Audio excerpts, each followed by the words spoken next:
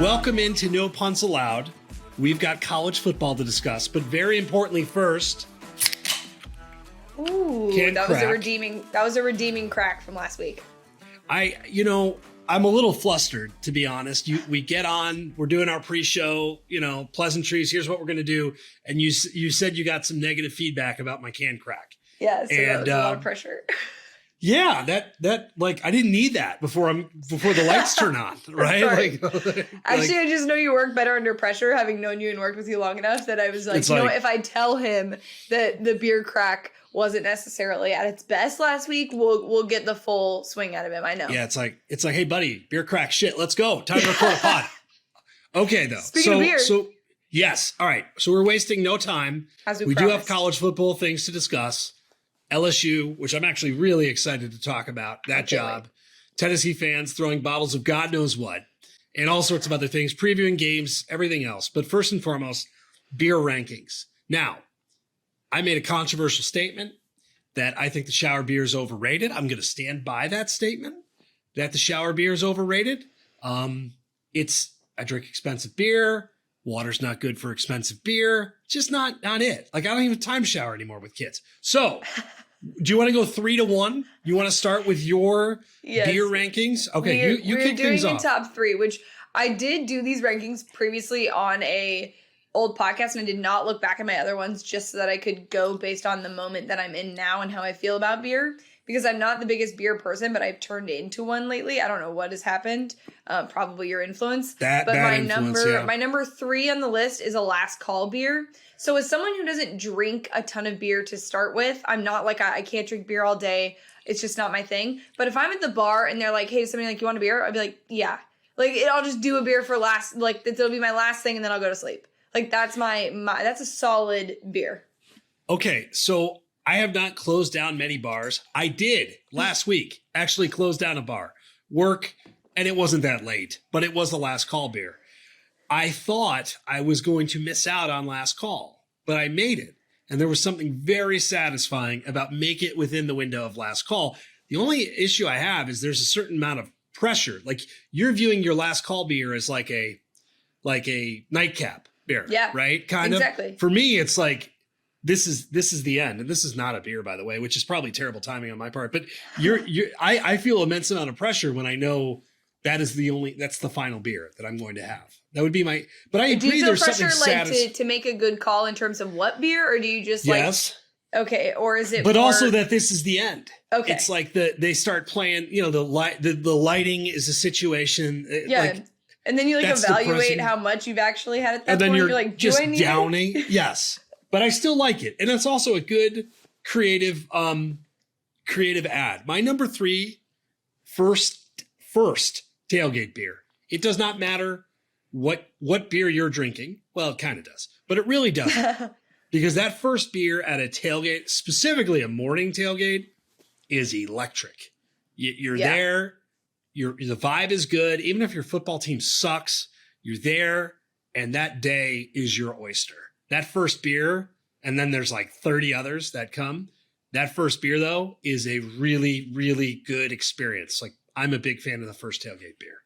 I like that. That's a solid choice. And 90% of the time, it's an ice cold beer because you've at least thought it through at that point. It hasn't it's also either really cold out and you just suck it up, or it's like hot enough early in the season that like that's the good stuff. So I'm all in on that choice. That's a solid pick.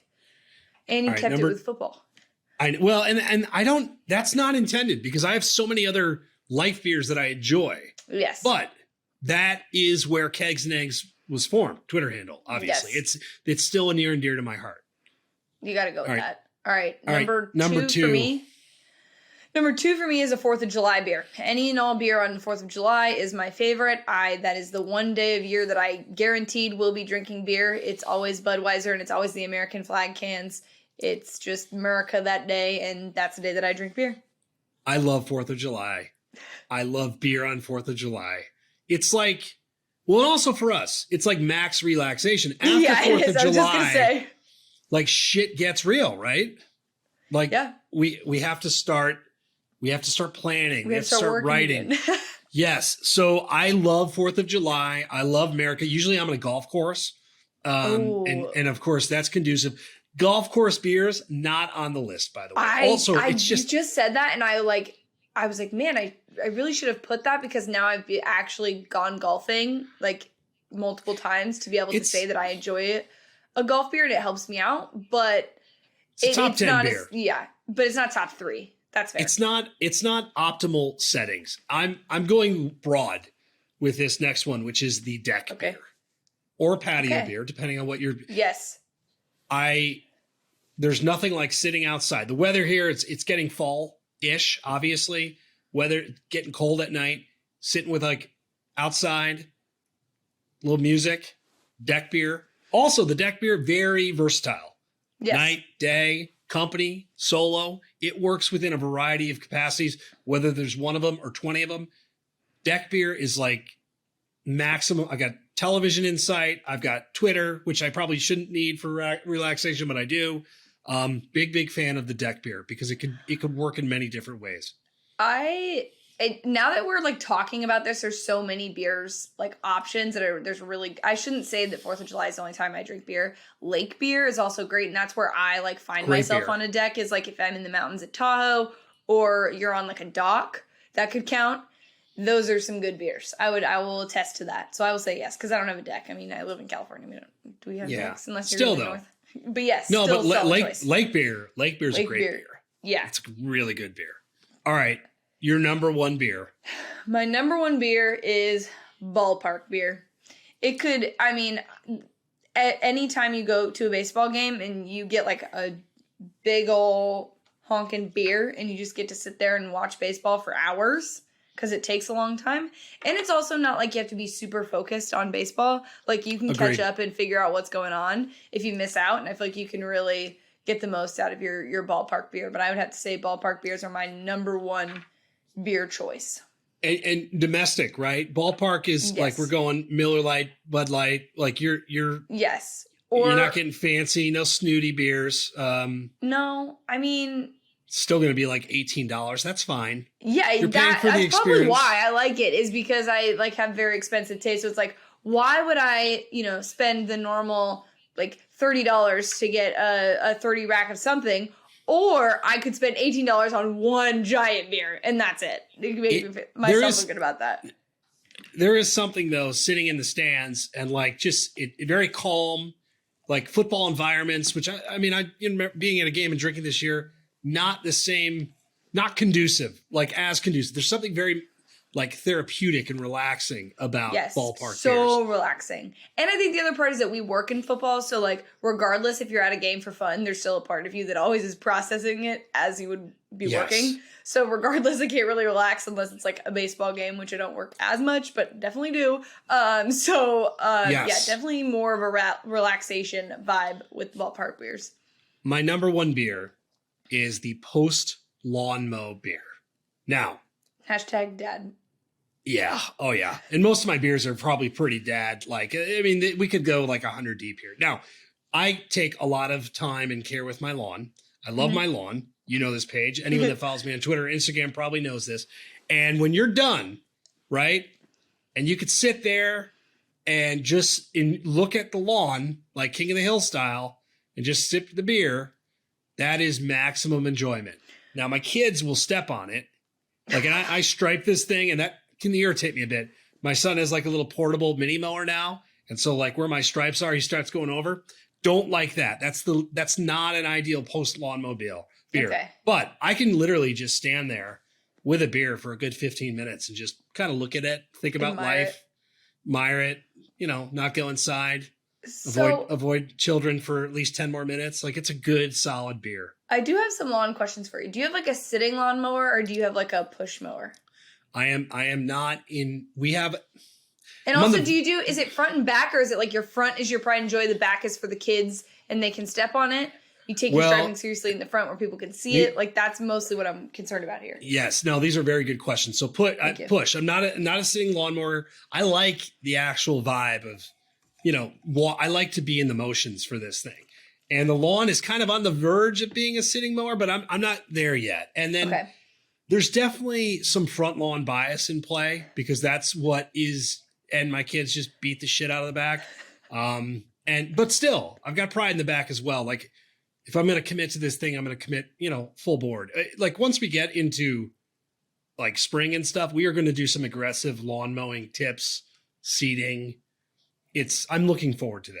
Like a place where we can just dump information on people that no one's going to probably care about, but whatever. Much like ranking of our favorite beers, but hey, here we are.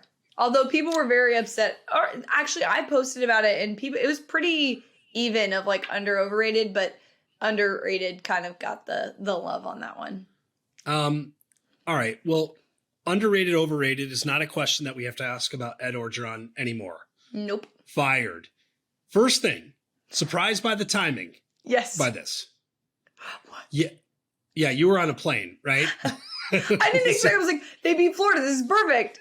I'm like, this is so great. We're not going to have to worry about it this weekend. Well, you know why they're doing that. I mean, if you remember with Les Miles, who kind of zombied his way into an extra year. Yeah. They really didn't want to do that. Like LSU's got an offense and all of a sudden they can run the ball. That's good enough to win and steal a couple of games. And so what I think they really honestly saw that game and probably said, And Orgeron's made it tough on USC made it really tough when he started all of a sudden winning games. So I think they saw that. And frankly, from people I've talked to, this has been in the works for a long time. Yeah. And they just said, you know what, we're not going to mess around in terms of this back and forth. Let's rip the Band-Aid off and deliver one of the most awkward press conferences ever. That handshake. Oh my God. Oh, that handshake and that look. But $17 million. Not bad. And Coco will be happy. Coach O's mom, Coco, will be very happy. And I also thought it was kind of funny that he was like, I'm not going to tell you what she said. Now, I will say, before we get into candidates, though. Yes. This is kind of nasty. And it feels PR-y. And the stuff that came out about Coach O. I've done stories on Coach O. And I'm curious how much of this. It seems like a lot of this is out there because people want it out there. Does that make sense? Like, it's making LSU's decision. I mean, I'm surprised. The buyout is the buyout. Like, yeah, if they wanted to go after some of that, they could have, but they're not. There's a smear. I would imagine after the fact, we're probably going to hear some more things from both the Orgeron side and the LSU side, and maybe not. But it does feel like this is not done. No, and I think part of them doing this now, because the timing feels a little weird, is also that they know that a lot of really enticing jobs are going to be open, and they want other coaches to be like, hey, this is going to be open. Don't commit to taking other jobs. Not that we haven't seen people take jobs and come back within 30 seconds, but just saying, I think they really wanted to get out in front of it. I know you're a big proponent of this is the best job that is open. Some people will argue it's USC. There will be other big programs potentially in the state of Florida that will be open. So there's a lot of people, and it's basically the same group of people for that USC and LSU job. And I think they just wanted to make sure, as another part of it, this is going to be open. That win didn't save him from another year or us waiting until the end of the year. We also look at the December window. If they fire him at the end of the year, there's still a very short period of time before you hire and have that recruiting window that's become more crucial than it ever has before. So there's all those things that go into it. But I agree that I don't think this is the end. I think the other part that you and I have discussed and have heard this for a while and know that this isn't just a Coach O situation where off the field things become an issue. This was heightened to a new level after him winning a national championship. Some of the reports of, having rotating girlfriends coming into, and this is all from The Athletic, rotating girlfriends coming into practice and having their kids take reps, and just hitting on married women whose, spouse is, in charge somewhere at LSU, and she was pregnant and she told him that. So there was a lot of things that we sort of heard rumors about, but you just don't know unless you're in those situations. And I think a lot of college football, we've seen over the years where some of this stuff and behavior has been allowed for a while, and coaches have been able to get away with it. There's plenty of things that we know that are not out there that people have gotten away with and have great jobs. But Coach O thought that he was invincible, and it's just sort of become a much larger issue that nobody was trying, like you said, nobody was really trying to hide this. This was very open knowledge and very easy access for people to share. And it became, Yes. I think it was surprising to me that this, and I'm glad this is the case, that the radar of a lot of people at LSU, the moral compass, if you will, was like, hey, this is wrong and maybe we need to make some changes because this isn't okay and appropriate for our program, which is a lot of the time, if someone wins football games, that doesn't really matter. Not to say that he won enough football games to compensate, but he did win them a national championship and go undefeated. So, oh no, it is. So you've got the Darius Guice situation, which sort of has been on the back burner now, which is a mess.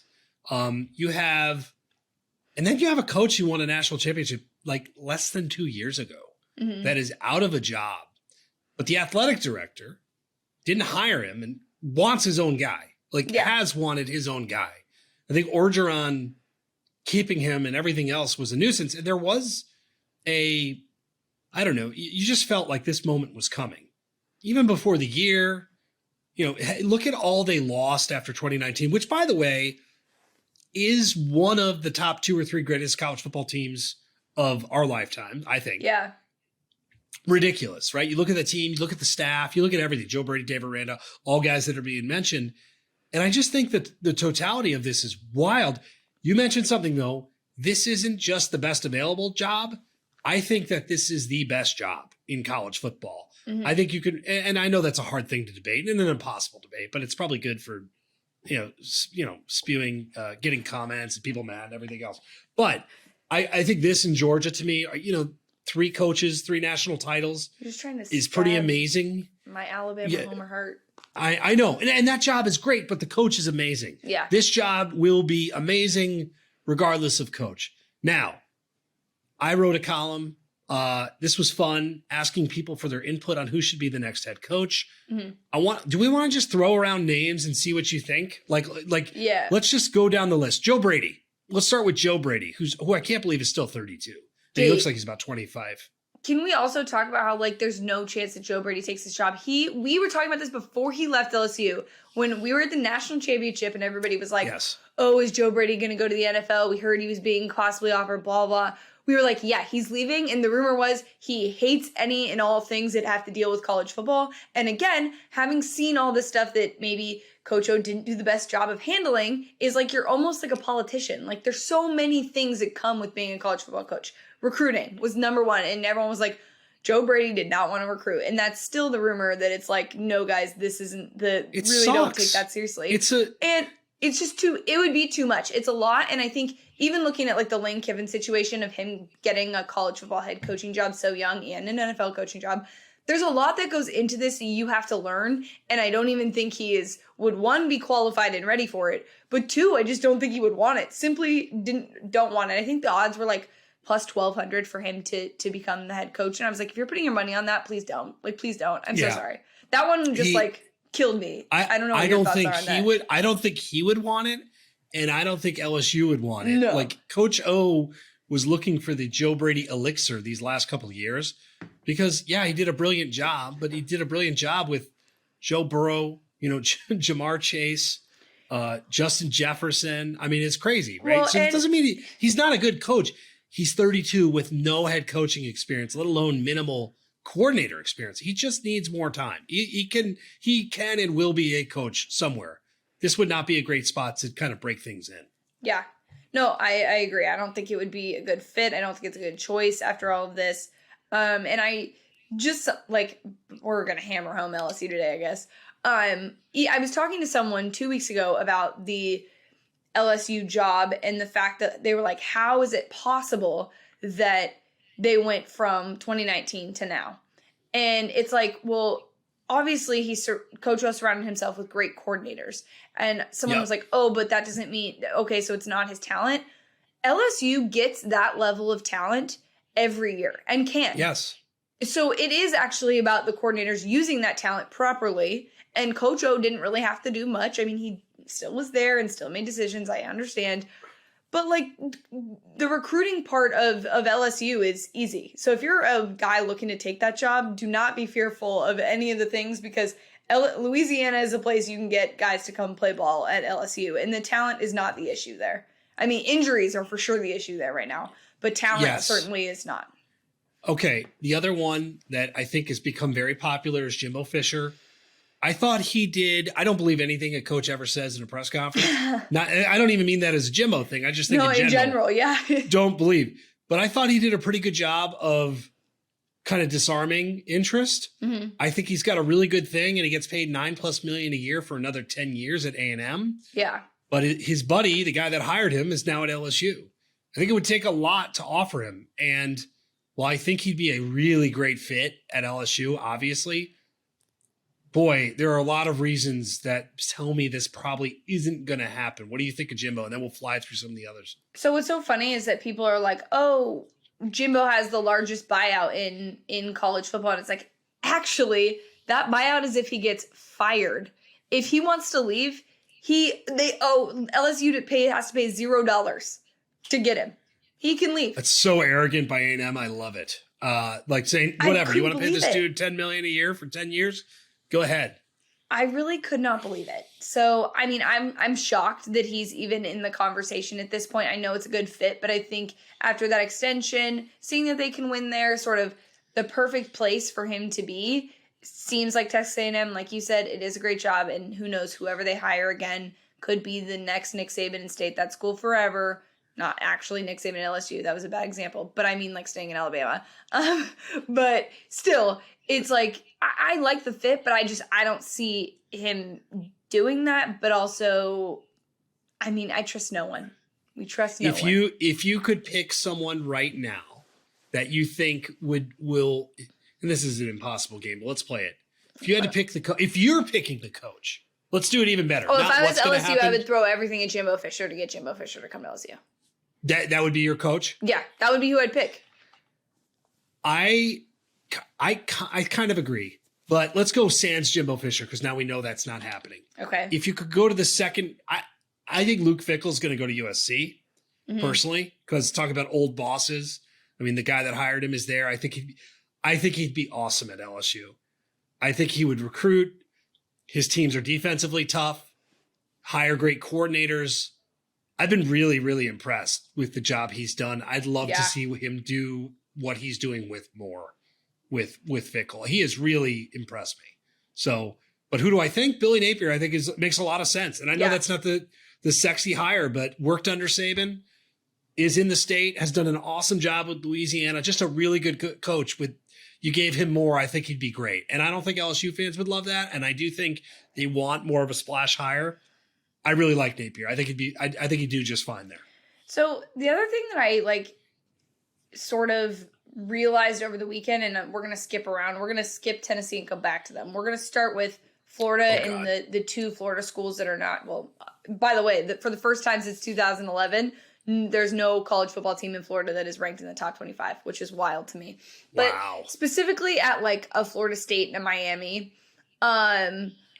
one of the things that I've been super frustrated with in terms of college football the last probably 5 to 6 years is the fact that people want to make these big splash hires, but then don't give them time to implement a culture.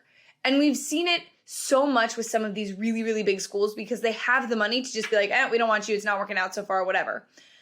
I'm hoping that LSU goes in a direction, and same with USC. They pick a good guy that is a stand-up guy that's going to implement this stuff and create a culture there that is solid for these players, especially because their expectations are so high. And yes, I understand that's part of it. But we have gotten to a point where even, do you remember when the Tennessee job was open after Butch, right? We had people had all of this stuff where they hired people and Twitter said no and was so mad about it. Greg Schiano, yes. They had so much, and then everyone was so we've gotten into this world where athletic directors and people, boosters and things like that are starting to listen to the people on the internet that are we want to, and that's an instant gratification thing.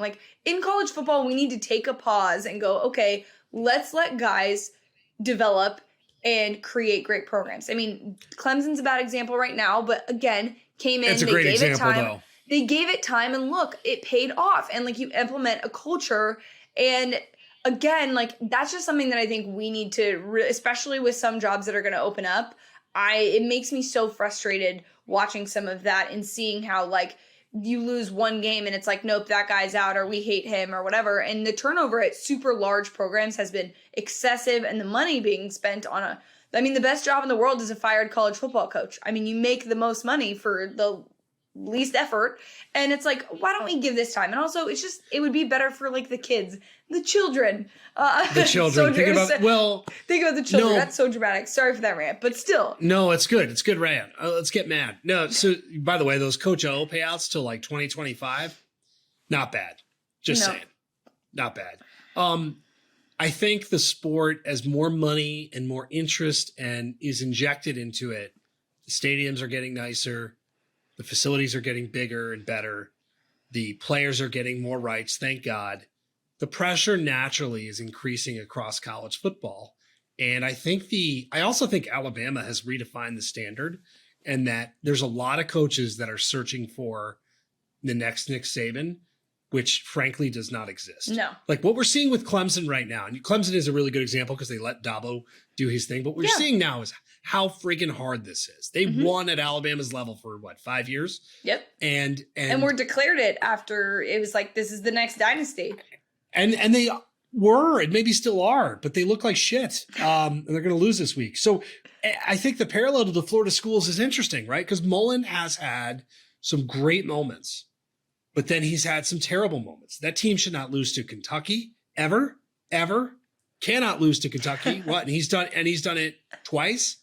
And by the way, that's a guy I would hire. Stoops. Oh my God. I think he's a great coach. I'd love to see him do what he could do with more. Yeah. So I think with Florida schools, it's been a slow death for Miami and Florida State. And Florida State in particular, right? Like Willie Taggart. And the unraveling. Jimbo, I don't think helped matters there either. So it's a confluence of things, but it is kind of baffling that schools in that state that are surrounded by such talent can fall to this level. It's sad. Also like Miami this week, by the way. Spoiler alert. But, do you think that we get through this season with both Diaz and Norvell keeping their jobs, or do you think this is a case where we're going to see them both lose their jobs? I think they're both going to be fired. What do you think? I think Diaz is out.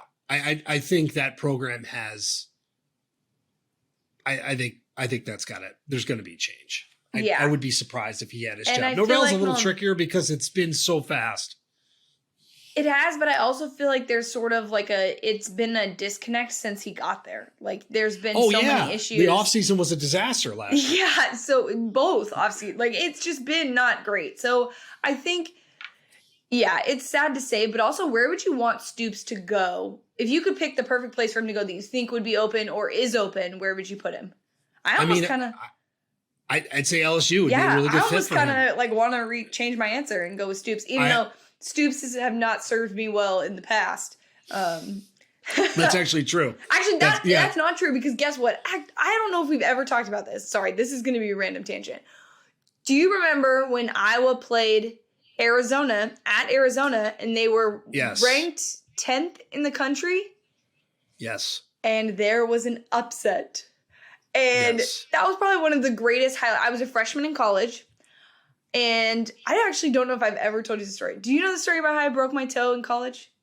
Oh, yes, I do. I didn't know it was Iowa, though. Oh, it was Iowa. And so for those who have not heard this story, I was standing at in the Arizona student section, and I went to step down, and some kid from behind was like walking drunk, talking on the phone, and like knocked into me. And I kicked the bleacher in front of me.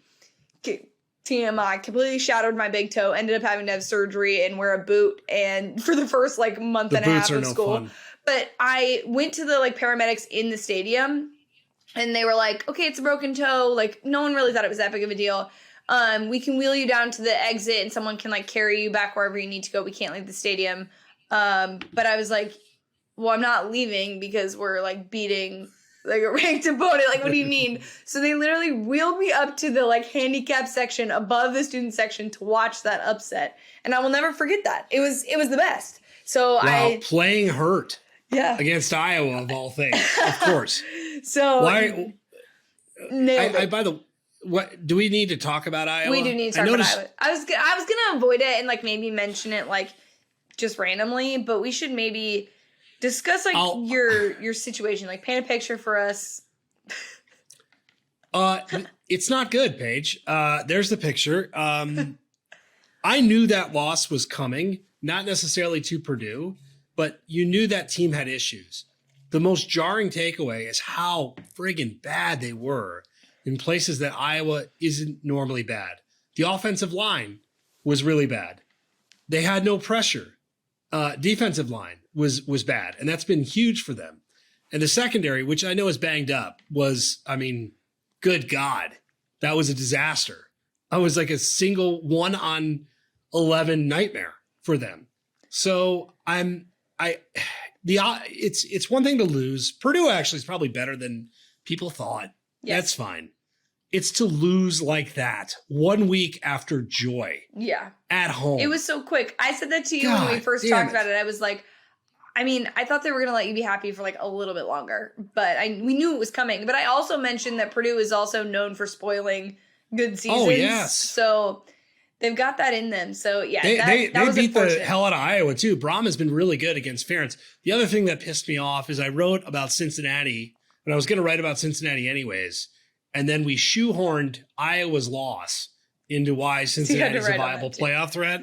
So it was like just like an open wound that I was exploring. So at least on the other side of this, like Iowa was going to disappoint me at some point. They were not that good. They were fun and they deserve credit, but they were going to do something terrible at some point. I guess it could be a good and bad thing that they did that terrible thing like immediately. But could have done without it. Speaking of terrible things, Tennessee. Holy shit. So holy shit. I was off on Saturday because I had a wedding, which we've discussed in our last episode. I had a fall wedding. So I was receiving notifications about what was going on, and I was like, what? And then I looked on Twitter, and it was just like a disaster. But Tennessee fans are not known for being the classiest of groups, so we won't say that it's not a dig at everyone. But, like, that behavior was pretty bad. Like, that's one of the worst things we've seen. Like, a golf ball at Lane Kiffin. Come on. I need to know more why that golf ball was there. And also, why did someone have a whole thing of mustard? I'm not hating at all because I love mustard. But was that a concession stand steal? Was probably. That mustard? There was some good. Well, there was some good intel that mustard you could sneak in as like a flask. So maybe it was full of moonshine. As a good way to sneak in booze. I can see your face. Security, your mind is because the security is not like you're bringing in your own mustard. You know what I mean? Yeah. Don't ask where that mustard bottle was. No. But yes, that's what I'm saying. That's a massive. It wasn't a small mustard bottle. Also, the bottles of like just mystery brown, which I'm assuming just are like I don't know what I'll assume, but just that was a seat. Now, okay, couple things. Not all Tennessee fans are bad. No. We tend to paint the entire fan base as bad. That was pretty embarrassing. On the other side, since I'm playing all sides today, when the president posts the following day about, hey, like this was kind of shit behavior, let's get it together, paraphrasing obviously, not our actual quote, the responses on Twitter were like, well, the SEC officiating sucks, so whatever. It was amazing. Now, Twitter, also a terrible way to summarize a group of human beings, right? Not a fair thermometer. So it was just a weird. I bet Ole Miss too. So let me bring you into my experience. I bet Ole Miss. I pretty much know I'm going to lose this bet, but I'm there for the long haul to see if I'm going to lose the bet. And so there was like this awkward discomfort because the game itself was kind of a mess, but fun and all of it. Corral ran the ball like 80,000 times. And then to have it stopped by that, it's just one of the more unique like viewing experiences I can ever remember. And yeah, it's not a great look. I don't like that phrase. It's not a good look, but it really isn't a great look for the fan base. It's not a good look. I find it interesting too that like at the beginning of this game, I remember when it started because I was in between ceremony / reception or moving to reception. And I was like, oh, everyone's like, wow, Nealon looks amazing. This is so cool. This is what it's all about, college football. And like people had to like delete tweets because people were quoting them being like, this was such poor behavior. Twitter's like such a snapshot thing that like it's always in the moment that like your old tweets that you look back on and you're like, oh shoot, probably shouldn't have said that in the moment. Didn't age well. Okay, that was like the epitome of like if you tweeted about how that environment was awesome and great for college football with them like coming in Lane Kiffin, then it backfired. So it wasn't really great. But yeah, like, well, Tennessee, I mean, that should be on a shirt. Like, Tennessee, not a good look. Yes, not a good look. You're also repping their colors today. Well, unintentional, but I feel for the Vol fans. Probably not a great week for the people that didn't throw shit at Lane Kiffin, which may have been actual shit. Okay, speaking of not a good look, dude, Washington State. We talked about it a little bit. We didn't think this was going to be real. We, honest to God, I was like, oh, he's going to do it last minute. What a distraction. Oh, no, this is far worse. So the Rolovich is out, which is kind of shocking. I look, get the friggin' vaccine. Galactically stupid mistake not to do this. But my biggest takeaway isn't him or the 4 assistants. Yeah. I feel terrible for the kids. I feel terrible for Washington State. Horrible for the kids. They're defending they're defending him. And I understand that. Like, they thought it was a mistake. Of course they do. Like, good. They should think that. This is their coach, the guy that recruited them. And I don't know that him personally. We know he's got a bad take on vaccines. We don't know what he's like in his other parts of his life. I really feel, and I also feel for the athletics. I mean, the press conference I thought was very heartfelt. You could tell it was very difficult. Yeah. It's a very unique situation. But for the play, they won 3 games in a row. Kirk Herbstreit had him and Coach Orgeron. I don't want to call him coach. I'm not a player.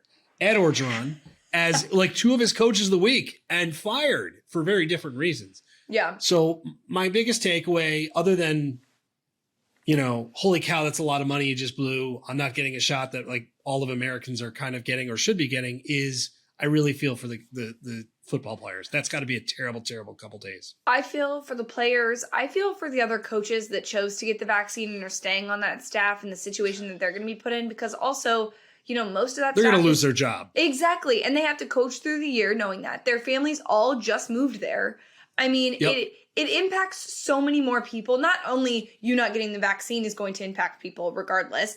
This in general is going to impact so many people that you care about, that it just goes to show you why his stance is the way it was, because that wasn't even a consideration. Being respectful or thoughtful of the people that, he brought in and was technically responsible for, and maybe not everybody feels that way. But it's sad. And the other part of this too is Washington, so the students don't technically have a vaccine mandate, although 87% of that team is vaccinated, but there is a small percentage of them that are not. And as of right now, if they are not vaccinated, they cannot register for spring classes. So we might end up seeing a whole lot of kids leave that program, because not only it's not the coach they wanted to play for, obviously, but they can't register for classes, so they can play through the season, but they can't register for spring classes. If you're not vaccinated, if you don't have 1 dose of the vaccine, you may not register, and there's a hold on their accounts. They're not able to do that, which is not just a Washington State thing. There's a couple other schools and universities that have that based on state mandates, and also just the like FDA approval allows for those institutions to do such. So yes. Yeah, it's an interesting thing to start with, but this is not going to be just like hey, they hire somebody, then they bring someone in whenever they need to, whatever. I mean, there's going to be massive effects of this, and I think the other part of it is like you're in charge of young people and influencing them, and I'm sad that this is how it happened. I also just want to say, whoever tweeted out, I don't remember the specific person. Oh boy. Whoever tweeted out that this is one of the top jobs in the country, are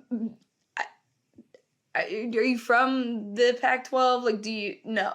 No. I mean, you're an Arizona fan and you're saying that. Exactly. But, like, that's embarrassing to be like, oh, this is when he left one of the top jobs in the country. Well, actually, no, he didn't. I get it's a Power 5 job, but it's not one of the best jobs in the country. So I just want to throw that out there. That has nothing to do with vaccines or anything. I just wanted to get that point across. You have to be so strong in your beliefs to give up $3 million a year. And you could have just done it and avoided it and kept your job. I do wonder. I'll go real quick down conspiracy row. Mm-hmm. He has not done a great job. He's won 3 games in a row. Maybe he's been a major distraction outside of this as well. And that's saying a lot at Washington State, considering who their last coach was. How much of this is just Washington State? I don't want to put it so callously, but I don't know how to. Like, this was an opportunity to get rid of a guy that they may have gotten rid of anyway. Yes. Just saying. Might have been that too. Pick someone that fits your brand. Pick someone that fits your brand. I know that sounds bad, but pick someone that fits your brand. Hey, that school's delivered. I mean, I'll say under Leach, they had some moments. Yeah. It's a cool environment. It's got a really dedicated fan base. Like, I want them to do well. And it won't be an easy couple of weeks, but I hope they do well. I wonder if anyone's asked Leach about this. I feel like he hasn't said anything anymore. I think they've just decided for him not to talk. Oh, he talks about things, but also how grateful is Washington State that wasn't the case, because it would have been an even bigger deal. Not to say this isn't a big deal. It would have been no. Yeah, exactly. I thought about that today. I was like, oh my gosh, imagine if this was the mandate and this was the situation we had to deal with him there. But I don't know if he's vaccinated, and I don't want to put any words in anyone's mouth or say anything. But I mean, the state of Mississippi doesn't strike me as a mandate state. So let's look at some positive things. That could not have been a smoother transition. Thank you. Games. Positive. It's okay. There's no good way to transfer from vaccines to football, but we will try. This is not a great week of games. No, it looks gross. Also, gambling wise, I was like, oh, which we'll get to. But. Oh, see, I love gross weeks for gambling. Oh. But I agree. Like, and I'm all for chaos, and I think we could get some. But high level chaos is hard to find. So let's go rapid fire ish. Consider when we sat down into the whole LSU and everything else. Clemson at Pitt, I'm going to avoid because this is a lock game for me. So do you have any thoughts on excuse me, not lock, pick and pike, but technically a lock, whatever. If you read the column, you get what I'm saying. Do you have Clemson Pitt thoughts? I think that Pitt wins this game. But I'm not gambling on it. But like I also just think watching, you and I spoke this weekend when LSU, when we were talking about them way too much, when Clemson was playing and they looked like they were going to lose. And I was like, wow, this has gotten really bad. Like, we thought it was bad. Yes. Okay. But this Pitt team is not a bad football team. They have a Heisman candidate for a quarterback. 24 touchdowns, 1 interception. Crazy. I haven't met 75. And in a conference too that's just like massacred each other, which amongst it seems like this could be like the staple win for Pitt, and we officially can lay to rest Clemson's season. That sounds so morbid. No, it does. I mean, I'll talk about it too. And I just realized I have this next game. Normally, Jesus, I have all these games in my pick, like all of the top games. Normally, I don't do that. Normally, I'm like off the board. I stayed away from the big games because I feel like we don't know what's going to happen. Or Oregon at UCLA at the Chip Kelly Bowl, which is pretty compelling. I'll give a little bit of a spoiler to my pick. Doesn't it feel like the Oregon's like engine is on fire? They're lost a tire, and something is going to happen at some point here, like. Football wise, injury, it's been a brutal stretch of games. Yes. For Oregon. Injuries have been brutal. It's just since that Ohio State game, it has not looked particularly right. And I think this is a game where those things can be exposed. It has just gotten so weird because a few weeks ago we were like, Oregon, UCLA, that's going to be the deciding factor of who from the Pac-12 is probably going to get into the playoff. Like, we were like, they look good. Yes. And then now we're like, oh, it's not even that good of a game. It's exciting, obviously, because the hype of Chip Kelly and all of that. But in terms of playoff hopes, I know where I stand on this, and I've made it very clear. But do you think if Oregon wins this game and wins out and becomes the Pac-12 champ, do you think that it's realistic considering how ugly the Pac-12 looks, even with like an Arizona State too having lost? Do you think I think Cincinnati will gladly take that beauty contest. Yeah. Like Cincinnati probably doesn't want too many beauty contests, like not one with Oklahoma. I think this one they'll be like, yeah. And a lot can happen, but the Ohio State win looks pretty. Yes. No, and they're going to just beat the shit out of everybody. I think that I think Oregon's in. I don't think they're going to get to that point, but if they did, the win over Ohio State's probably going to translate pretty well down the line. Yeah. Quite honestly, it'll be an interesting win from a resume boost standpoint. It's still one of the best wins. I wonder what that would look like, but no, I think Oregon's not heading in a good direction. You're laying to rest. 2.5. Not to be morbid again, laying to rest the Oregon playoff hopes. Yeah, every one of your picks is death oriented, which is morbid. Good in college football. Yes. It's Halloween. It's all spooky season. Speaking of which, are we going to do that with OK State? Iowa State. This is a fascinating line. Also in Picks and Pints. Iowa State -7 versus OK State. Number 8 team in the country getting 7 versus a team that's lost 2 games, albeit one of them was Iowa. That was a horrible game for Iowa State. They turned the ball over like 800 times, and a close one to Baylor. What do you think of this game? Because I think actually this is one of the games I'm really excited to see, because Iowa State looks like it realized it has one of the best running backs in football again. Yeah, right. And Breezy Hall, who's amazing, and all of a sudden that dude is on fire. So it's also funny. We're gonna circle back to everything we talked about earlier in the season. We thought, oh wait, Iowa State, Big 12 champs, like Oklahoma gonna rival Oklahoma, like this is gonna be a big deal. Early on, we discovered that was not the case. No. The Big 12 also has done this, because I remember, I think it was the very beginning of the playoff when they had a few teams that could have been undefeated and didn't do this. They sort of play a Pac-12 role here. I could see Iowa State winning this game. I mean, OK State looks good. They look very solid, but I just feel like you said, I feel like Iowa State sort of found some momentum, and they're very well coached. So I'm not saying anything. I can't believe it's weird that I got all these Picks and Pints in play here. But let's just say what would you say in terms of do you think OK State is actually really good and can go undefeated? I have no idea. I thought last week's one was pretty good, but I don't know how good Texas is. And I don't, Texas in that conference, so I guess they can't. Yes, they are. Texas is not that. Texas is inconsistent. That's what that needs to be the slogan. Texas is inconsistent. The one thing OK State has is a pretty good defense, and why the hell not? But, wow. And if they beat this game, I mean, it would be fun for Bedlam to be. We're gonna have Michigan State unbeaten. It would be fun to have Penn Bedlam. State's gonna be so good. I was looking at that today. That rivalry games and championship weekend are going to be insane. I was saying to someone, we have kind of a boring slate the next this week, but after that, it just becomes absolute chaos. By the way, you called it Ohio. They got really mad about that. Ohio State? And Did I that accidentally say fan base that? Yeah. I was gonna let it fly. I think it was because I was doing Ohio Penn State, meaning Ohio Penn, when you put things together and they had just tagging the state on the end. Tagging the state, Ohio State, Penn State, instead of saying state twice. But apologies to those. No. Trust me, I've had Clemson fans after me for a while because I say Clemson, I don't say Clemson. They'll come for me. Clemson, you got to add the P in there. Clemson. Yeah. Ohio State fan base, by the way, really good at getting mad online. Pretty good at getting mad.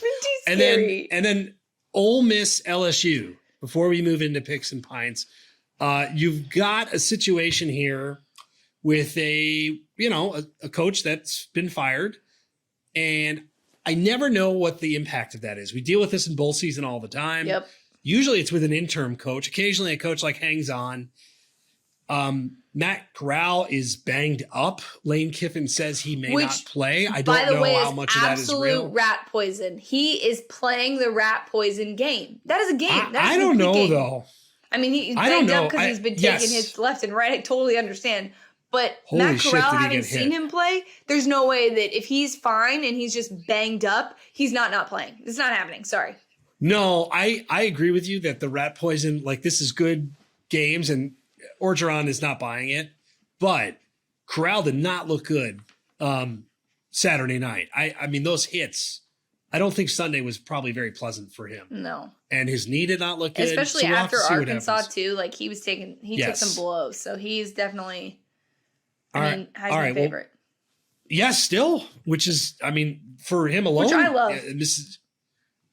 He's been great. Although that offense needs to figure out how to throw the ball again, because you can't have him run it 30 times a game. Exactly. All right, Picks and Pints. We say that about Lamar too, but whatever. Okay, you Mackerel, Lamar. Now the Lamar fans are going to come after me. Yeah. Okay, so I will kick things off. You want me to go down the list? How do we want to do this? I feel like I screw this up every week. You just get so excited about it every week. There's just like all these picks. Let's let you make your picks and then I'll make mine because I think we have all different picks this week. Okay, Iowa State -7, Oklahoma State. I love this line. I think it's a sucker line. Wait, Iowa State is favored? 7 points. Yes. And then OK State is ranked number 8. This is like the Adam Kramer sweet spot. I think Breezy Hall is going to have a game. I really like Iowa State here. UCLA, -2.5. We talked about it. I think they're more balanced, and I'm going to catch Oregon while I can. Another ranked team that is getting points. No, thank you. Pitt. I'm not screwing around here. Clemson is just not that good. Yeah. I've seen it. It's not because I'm holding a 75-1 Heisman ticket with my boy Kenny Pickett, and this would be a really helpful game to have. I think Pitt is legit. I don't know how they lost to Western Michigan, but whatever. And then the other games that I like, this game stinks. Miami +3 versus NC State. That is one of them. Miami actually had a pretty valiant comeback against North Carolina with their backup QB. I think we're overrating NC State a little bit. And then one of my favorite lines of the year, Army +3 versus Wake Forest. Wake kind of struggle. I mean, they're still unbeaten.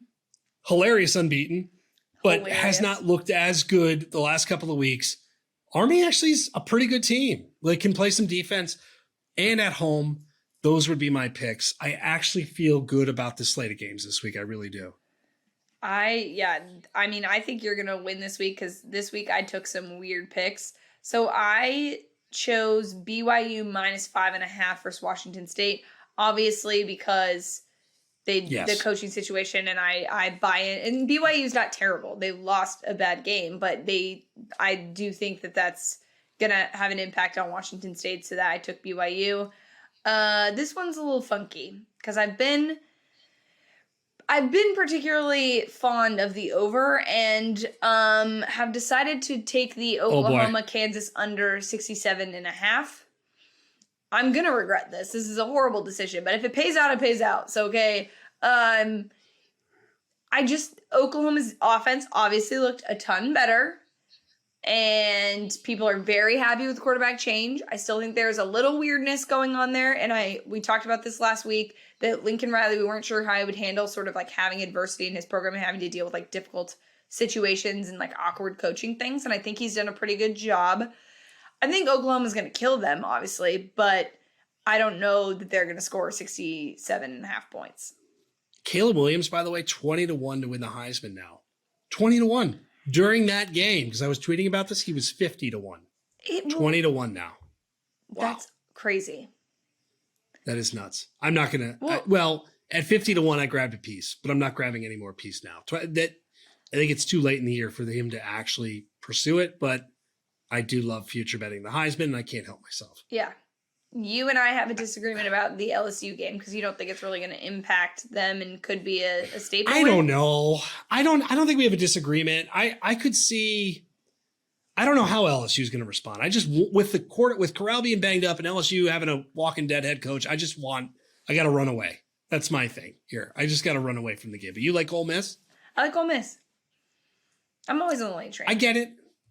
Yeah, always. Lane train. I mean, how about him Odelling the bottle of piss or whatever it was over his head that somebody threw at him? I mean, the fact that he like walked and like didn't like he laughed things off. I think they like me. Like it just, I don't know how he does it. And someone had mentioned this, and I told you this. I was listening to another podcast, and somebody asked a player who had played for Kiffin before, like, did you get along with him? Like, he's a weird dude. He's like a weird dude. He is. He's like in his own world and totally weird, but like it works for him. I don't know why it works. Anyone else acted like that, people were like, what a weirdo, but it's lame. I wrote about this week.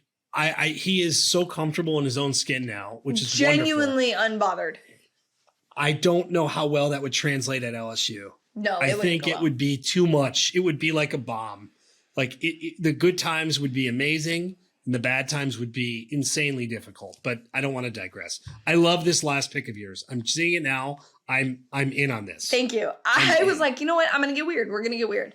Liberty North Texas over is 60.5. I love that. Both those teams can score. Liberty lost as a 32.5 point favorite. That was bad. To ULM. I mean, that is surreal, but that's fine. You don't need them to, I need them to score that's points. That's good for you. I think both those teams can score points. That's my big thing. I think I'm going to add that to locks. I'm still kind of finalizing locks. I really like that. You're welcome. Please that is a good spot. I'll make sure. No, but you had... No, I tailed. What was the total a couple of weeks ago? You had Texas Tech versus TCU. I had the Texas over. Tech. That thing won for fun. I love the overs. I'm big. That's why it was weird for me to take the under, especially with Oklahoma versus Kansas. Like, it's weird to take the under versus Kansas ever. So, no offense, Kansas, but I don't know. By the way, I didn't do my can reveal. I forgot. We've gone overboard. It's a Coors seltzer. But it's technically it's the lemon lime variety. Yeah, you knew what seltzer this was just by seeing like the very top of the can. It was like what, Coors seltzer? Yeah, exactly. I knew exactly what flavor it was. Wow. Okay. I'm a it's pretty seltzer good. connoisseur, if you will. Mm-hmm. No, this is very good. Reminder, seltzer companies, add us. We'll drink whatever. We will literally beer try companies. It does not matter. Any closing thoughts? No. Speaking of drinking. We did record this on Tuesday evening instead of on Wednesday, TBD to when it comes out, if it's on Wednesday or Thursday. I am leaving to go to Nashville for 2 days, so thoughts and prayers. To your liver. Yep. Good luck. Yep. And then turning 29. We're all counting on you. Turning 29 and then coming back. Wow. So that's poor liver. So a lot of the seltzers in your future? Yeah, so a lot of seltzers in my future. But if you follow me on Instagram or Twitter, I'll post, which, by the way, I will say this, another rant. Anytime I post something about bourbon, it gets the most likes on Twitter. Every time. I posted that I had Pappy Van Winkle this past weekend, which I did. Anytime I go to the East Coast of the South, I ask if someone has it in their bar, which is very expensive. Oh, yes. Also, a very nice gentleman was like, "Oh, let me get that one for you." Who was sitting next to me, and I was like, "No. Like, this is fine." He was like, "No. I insist." I was like, "No, really, please don't. It's a really expensive bourbon." And he was like, "Oh, no big deal." And I was like, "All right, okay." So my Pappy was free, so that also. Wow. I know. Free. Oh my God. There's like no such thing I know. It was in the world. I know. So that was a big win for me on that part. And then anytime I post an old fashioned, people love that as well, because I do love myself a good old fashioned. So I will be posting alcohol pictures, and then I will be taking a break for a while. Except for on this podcast, of course. Yeah. Except for on this I've never said that. And never drinking again. I'm never drinking again. Never That's what I'm going to say next week. But any weekend plans? What do we have kid-wise? My daughter's birthday was yesterday. It was exhausting. I need to take a break from my children, and they need to take a break from me. But we had a good time. We got our family pictures done last week. So we are now, I think this is just kind of a normal, we're getting into Halloween mode, of course, which I love. And the weather's starting to get a little cooler, which I also love. So no, I'm hoping working Saturday, Sunday. I'll be back Saturday. Probably run around like crazy. And again, this slate of games, not the greatest, but I still absolutely love it. I think we're going to have a big gambling week now that I'm looking at this. I think we're going to have a good week. I'm telling you, my problem with locks is I got to narrow things down, which is so not normally the situation. Yes. Or just include them all. And then a reminder, guys, subscribe. Yes. Review. Tell us share, anything. reviews. Yes. Begging for all of this stuff. We're having a blast, and we've got some stuff in the works too, which we're excited about, that I'm just absolutely sitting on terribly, that I need to actually get active on. It's my bad, but we have some stuff cooking that we're really excited about. We'll talk about, and we'll talk to you guys next week. For Paige, I'm Adam. We are out of here.